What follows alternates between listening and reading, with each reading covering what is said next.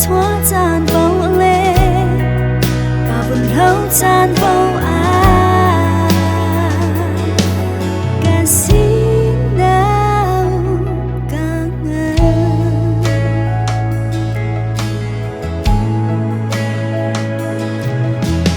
cả lungthin dihlak Bawipa nang chu Upat pe thangthat kan du biko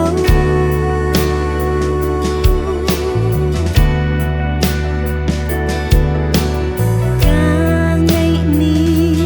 zeizong the nunnak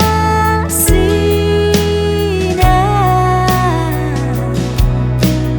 cả sini dihlak in thangthat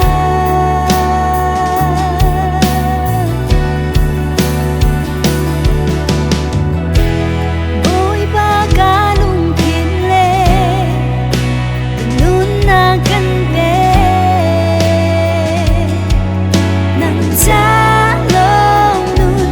cả du có cả chuah caan paoh le cả vườn hlauh caan paoh cả xin nào cả ngân Bawipa cả lungthin le cả nunnak kan pe nang cha lawng nun cả du có cả chuah caan paoh le cả vườn hlauh caan paoh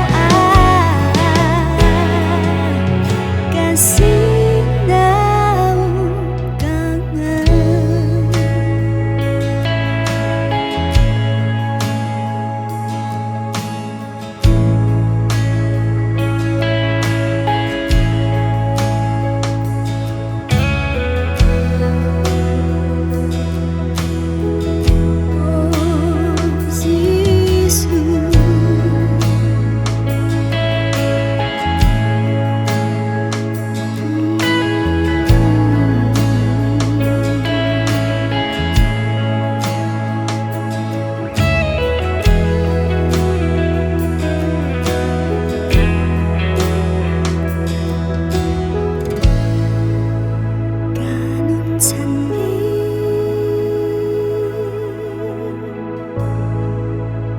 Kanun chanang zeizong